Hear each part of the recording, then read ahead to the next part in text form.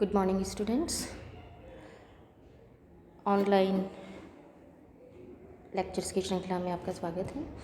आज हम उपभोग फलन के बारे में चर्चा करेंगे। उपभोग फलन की वैज्ञानिक और एक सटीक व्याख्या प्रोफेसर J.M. कीन्स ने अपनी पुस्तक the general theory of employment, interest and money में 1936 में प्रस्तुत की है। लेकिन कीन्स से पहले भी एडम स्मिथ के प्रारंभिक साहित्य में भी उपभोग फलन की चर्चा की गई थी। 1857 में एंजल ने आय एवं उपभोग व्यय के मध्य संबंध बताते हुए उपभोग के नियमों का प्रतिपादन किया था। माल्थस से विक्सल तक के व्यापार चक्र सिद्धांत के अध्ययन में भी उपभोग फलन का जिक्र आता है, यानी कि उपभोग फलन के बारे में चर्चा होती रही है। अलग अलग समय पर अर्थशास्त्रियों ने इसकी व्याख्या की है। पहले हम देख रहे हैं कि उपभोग फलन या उपभोग प्रवृत्ति से क्या तात्पर्य है। What is the meaning of consumption function और प्रोपेंसिटी टू कंज्यूम। बच्चों, किसी भी देश में उपभोग फलन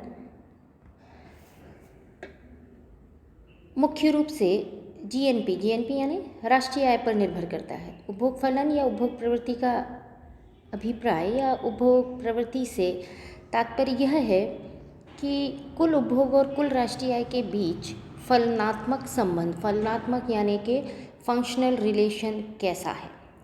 what is the functional relationship between total consumption expenditure and total national income और ग्रॉस नेशनल प्रोडक्ट भी बोल सकते हैं आप इसे। प्रोफेसर के कुरिहारा ने भी इसकी व्याख्या की है। उन्होंने उपभोग फलन तथा उपभोग प्रवृत्ति, कुल उपभोग और सकल राष्ट्रीय आय, इन दो समग्रों के बीच फलनात्मक संबंध को बताया है।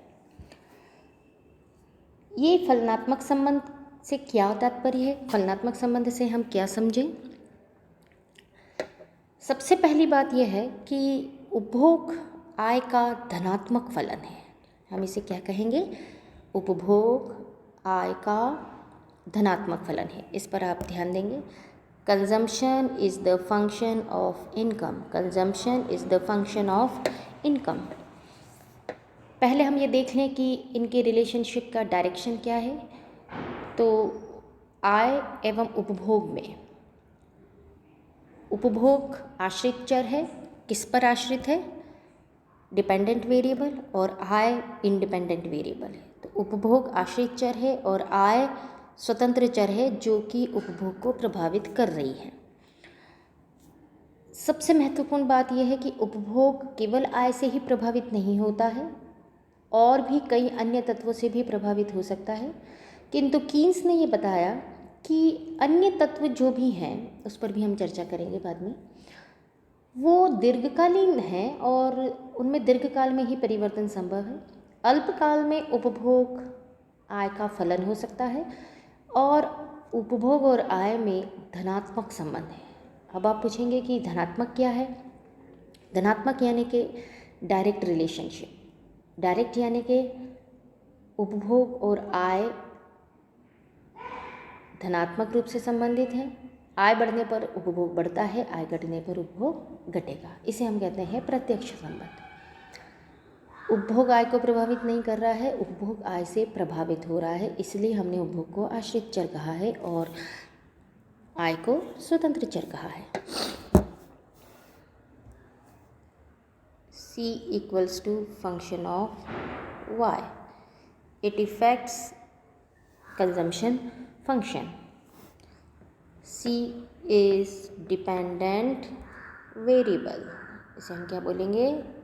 Dependent variable. And y is independent. Independent मतलब जिसका कि प्रभाव हो रहा है, जो कि प्रभाव डाल रहा है। तो इस प्रकार से हम यदि देखें तो उपभोग और आय में प्रत्यक्ष धनात्मक संबंध है। धनात्मक इसलिए कह रहे हैं क्योंकि यदि आय बढ़ती है तो उपभोग भी बढ़ता है और आय घटने पर उपभोग भी घटेगा। Consumption is a direct function of income. इसे सिंबॉलिकली कैसे लिखा जाएगा ये भी हमने देखा, यानी कि आप इस प्रकार से इसे मेंशन कर सकते हैं। उपभोग फलन या उपभोग प्रवृत्ति आय के विभिन्न स्तरों पर कुल उपभोग के बीच फलनात्मक संबंध को व्यक्त करता है, जिसे सिंबॉलिकली हम C equals to function of Y के रूप में दर्शाते हैं। C यानी उपभोग, Y यानी राष्ट्रीय आय और F यानी फंक्शनल रिलेशनशिप। कंजम्पशन या उपभोग जो है वो आश्रित चर है, Y स्वतंत्र चर है और जो आश्रित चर उपभोग है वो Y पर निर्भर कर रहा है। अर्थशास्त्र में कई प्रकार के हमने नियम पढ़े, मांग का नियम, बाजार के सिद्धांत इत्यादि। इन सभी में हमने अन्य बातों के समान रहने की मान्यता ली थी। यहाँ भी हम इसी प्रकार की मान्यता ले रहे हैं कि यदि अन्य बातें समान रहे तो उपभोग आय का बढ़ता हुआ फलन है। किस प्रकार का फलन है? उपभोग आय का बढ़ता हुआ फलन है, जिसे हम किसी टेबल के द्वारा भी समझ सकते हैं। यहाँ आप ध्यान देंगे कि ये जो दिखाया गया है कि उपभोग आय का बढ़ता हुआ फलन है। अब ये चूँकि बढ़ता हुआ फलन है तो आप इस पर ध्यान देंगे कि आय बढ़ने पर उपभोग बढ़ेगा, आय घटने पर उपभोग घट भी सकता है। यहाँ देखेंगे आप, जैसे जैसे आय बढ़ रही है, जैसे यहाँ से आप मान लीजिए कि इनकम 0 से बढ़कर 100, 200 करोड़, 300 करोड़, 400 करोड़ और 500 करोड़ हो जाती है, तो उपभोग ज़ीरो इनकम पर भी 50 है। यहाँ ध्यान देंगे, आय कितनी है? 0, लेकिन फिर भी उपभोग कितना हो रहा है? 50। तो आय के 0 होने पर भी उपभोग धनात्मक है, इस बात पर आप ध्यान देंगे। ये एक ऐसा उपभोग होगा, ये उपभोग का एक ऐसा स्तर है जहाँ आय 0 होने पर भी उपभोग धनात्मक है, क्योंकि चाहे वर्तमान में आय 0 हो लेकिन जीवन के लिए उपभोग अत्यंत आवश्यक है। इस कारण से व्यक्ति या अर्थव्यवस्था में परिवार वर्तमान आय 0 होने पर भी कहीं न कहीं से, चाहे तो वो पूर्व की बचतों का उपयोग करता है, चाहे वो कहीं से उधार लेकर भी अपनी उपभोग की आवश्यकताओं को पूरा करता है। तो हो सकता है कि वो कहीं से अनुदान ले या उसे अनुदान मिले या अपनी पहले पूर्व की बचतों को प्रयोग करे, उपभोग पर खर्च करे, या फिर उधार लेकर भी इस प्रकार से खर्च कर सकता है, लेकिन जीने के लिए उसे उपभोग करना होता है। नेक्स्ट हम देख रहे हैं कि आय 0 होने पर उपभोग धनात्मक हमने बताया, लेकिन यदि इनकम 0 करोड़ से बढ़कर 100 करोड़ तक हो जाती हैं तो उपभोग भी 50 करोड़ से बढ़कर 125 करोड़ हो जाएगा। अब चूँकि उपभोग के बढ़ने की प्रवृत्ति है, पहले वो 50 करोड़ के आसपास का उधार लिया जा रहा था अर्थव्यवस्था में उपभोग के लिए, अब इनकम जब 0 से बढ़कर 100 करोड़ हो गई है तो उपभोग भी 50 से बढ़कर 125 करोड़ रुपए का हो गया है, 50 से 125। अभी भी अंतर कितना आ रहा है? पहली स्टेज पर अंतर था 50 का, 50 करोड़ रुपीस का, अब अंतर आ रहा है 25 का। आप देखेंगे कि पहली स्टेज पर 0 इनकम होने पर भी 50 करोड़ रुपए का उपभोग व्यय किया जा रहा था, अर्थात 50 करोड़ रुपए उधार लिए जा रहे होंगे या पूर्व की बचतों को काम में लिया जा रहा है। सेकेंड स्टेज में जब इनकम बढ़कर 100 हो जाती है तब भी उपभोग, क्योंकि उपभोग के बढ़ने की प्रवृत्ति है, आय बढ़ने के साथ उपभोग बढ़ा और ये 50 करोड़ से बढ़कर 125 करोड़ का हो गया। तो जो डिफरेंस है इनकम और उपभोग व्यय का, वो अभी भी कितना है? 25 करोड़ रुपीस का, यानी कि अभी भी 25 करोड़ रुपीस उधार लेकर 125 करोड़ रुपए का उपभोग व्यय किया जा रहा है, क्योंकि 100 यहाँ से मिल गए हैं इनकम से, और एक्स्ट्रा जो 25 करोड़ रुपीस का कंजम्पशन एक्सपेंडिचर किया जा रहा होगा वो बाहर से उधार लेकर या पूर्व की बचतों को काम में लिया जा रहा है। अब ध्यान देंगे आप, जैसे जैसे इनकम आगे और भी बढ़ती है, 0 से 100, 100 से 200 करोड़ रुपीस, 200 करोड़ रुपीस होने पर उपभोग व्यय भी बढ़कर 125 से, इनकम 100 करोड़ से बढ़कर 200 करोड़, कंजम्पशन एक्सपेंडिचर 125 करोड़ से बढ़कर 200 करोड़ रुपीस। कंजम्पशन एक्सपेंडिचर कितना हो गया है? 200 करोड़ रुपीस, जो कि आय के बराबर है। तो ये जो यहाँ जो स्थिति आई है, ये स्थिति C इक्वल टू वाई की थी। पहले C is greater than Y था। आप ध्यान देंगे, ये जो स्थिति थी ये 200 करोड़ रुपए की इनकम से पहले की है। जब इनकम 200 करोड़ रुपीज़ हो जाती हैं तो कंजम्पशन एक्सपेंडिचर भी 200 करोड़ रुपीज़ हो गया है। तो ये स्थिति C बराबर वाई। पहले उपभोग व्यय अधिक था आय से, अब उपभोग व्यय आय के बराबर हो गया है। इसके बाद भी यदि आय बढ़ रही है, इसके बाद भी यदि इनकम 200 करोड़ रुपीज़ से बढ़कर 300 करोड़ रुपीज़, तो उपभोग व्यय या कंजम्पशन एक्सपेंडिचर 200 से बढ़कर कितना हो जाएगा, 275। इसी प्रकार से इनकम जब 300 से बढ़कर 400 करोड़ रुपीज़ हो जाती है तो उपभोग व्यय बढ़कर 275 से 380। इसी प्रकार से आय जब बढ़कर 400 करोड़ से 500 करोड़ रुपीज़ हो जाती है तो अब उपभोग 350 से बढ़कर 425 करोड़ रुपए हो जाता है। अब आप स्थिति यहाँ देखिएगा कि 200 करोड़ रुपीज़ के बाद जितनी भी इनकम बढ़ रही है, उपभोग भी बढ़ रहा है, लेकिन अब आय अधिक है और उपभोग आय से कम है। आय हमेशा 100 करोड़ रुपीज़ से बढ़ रही है, उपभोग पहले भी 75 से बढ़ा, फिर 75, फिर 75, फिर 75 और 75 करोड़। लेकिन 200 करोड़ रुपीज़ की इनकम के बाद जितना भी उपभोग बढ़ रहा है उससे 200 करोड़ रुपीज़ की इनकम के बाद जितनी भी इनकम बढ़ रही है उससे उपभोग बढ़ तो रहा है, समान मात्रा में बढ़ रहा है, लेकिन अब आय अधिक है उपभोग से। ये तीनों स्थिति आपको समझनी होगी। ध्यान देंगे यहाँ पर।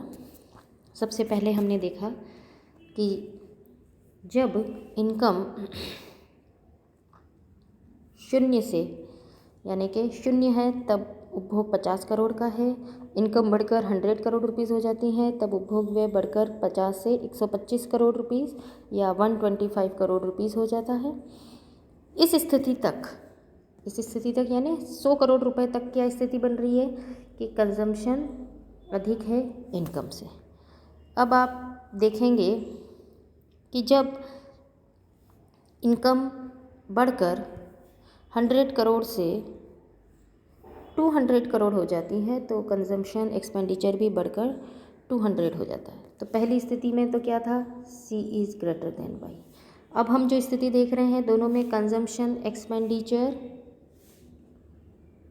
इज़ इक्वल टू इनकम, यानी कि जो उपभोग व्यय है वो आय के बराबर है।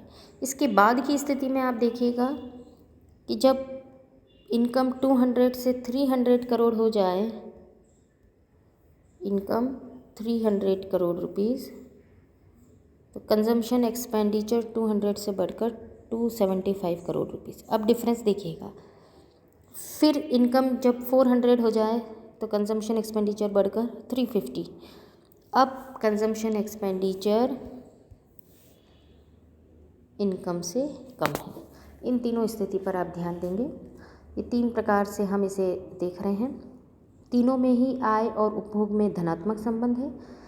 पहले आय शून्य होने पर भी उपभोग धनात्मक है, इसे हम ऑटोनॉमस कंजम्पशन कहते हैं, जिसे इस प्रकार से भी शो किया जाता है। आपको ध्यान होगा C equals to A plus B Y. So this A is 50।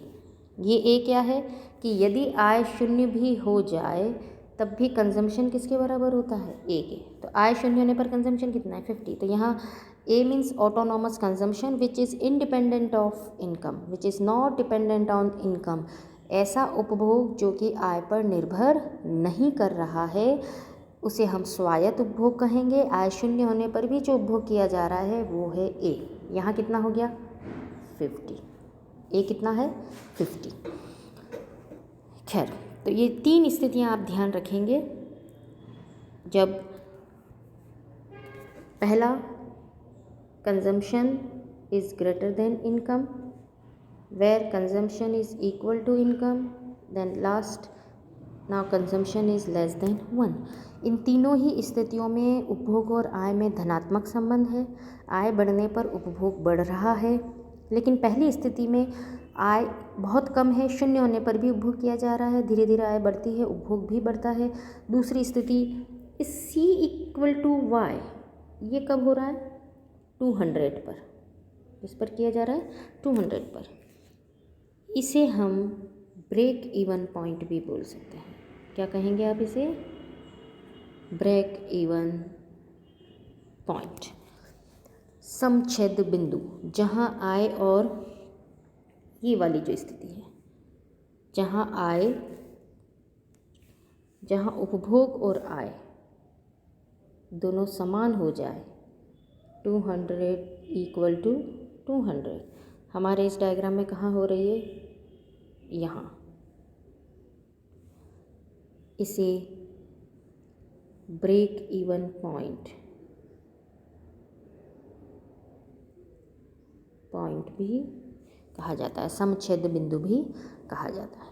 इसे हम डायग्राम के माध्यम से भी देखेंगे।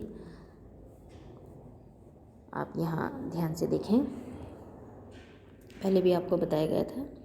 वाई अक्ष पर राष्ट्रीय आय है, एक्स अक्ष पर राष्ट्रीय आय है और वाई अक्ष पर उपभोग व्यय है।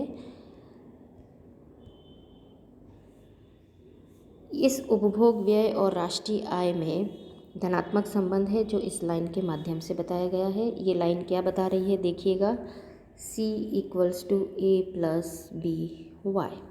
ऐसा क्यों है? क्योंकि ये जो A की मात्रा है, ये स्वायत्त उपभोग है। आय शून्य होने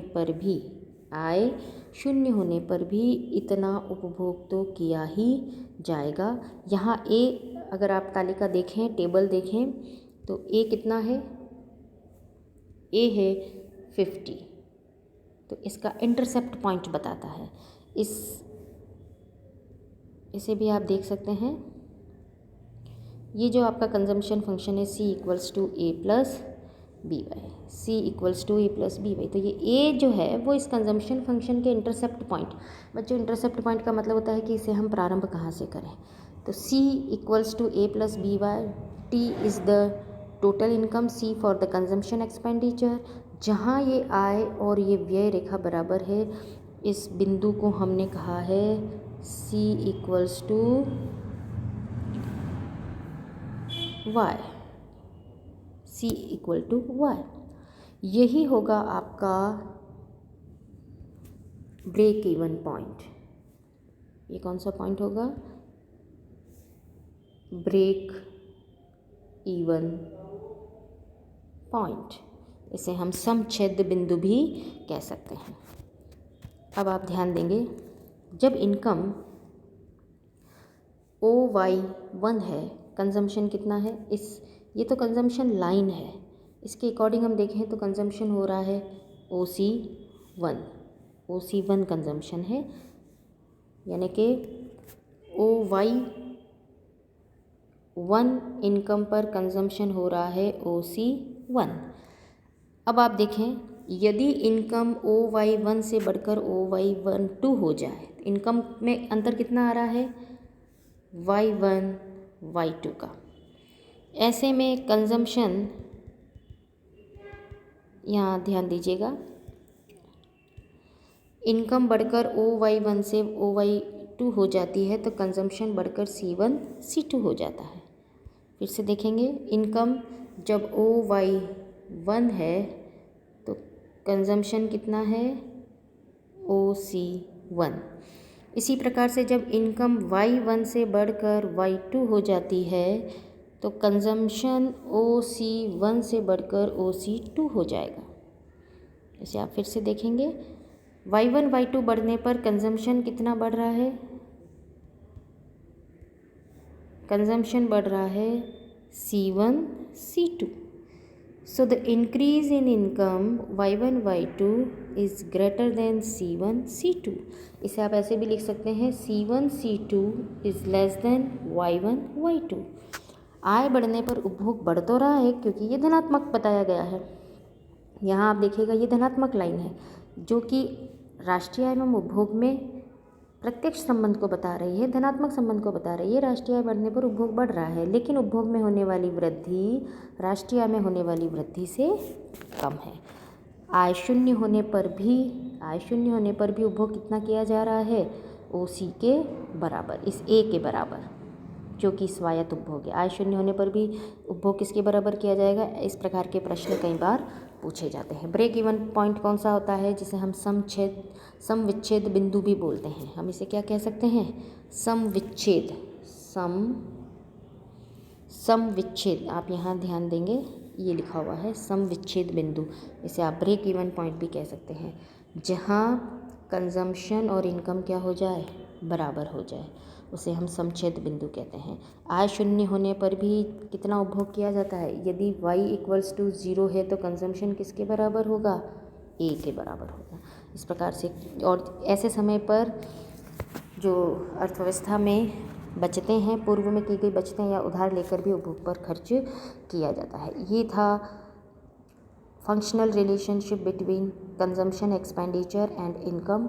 उपभोग एवं आय में प्रत्यक्ष एवं धनात्मक संबंध है। उपभोग आय का धनात्मक फलन है, लेकिन इनमें जो संबंध है वो अनानुपातिक है। आय बढ़ने पर उपभोग बढ़ता तो है, लेकिन आय की तुलना में कम।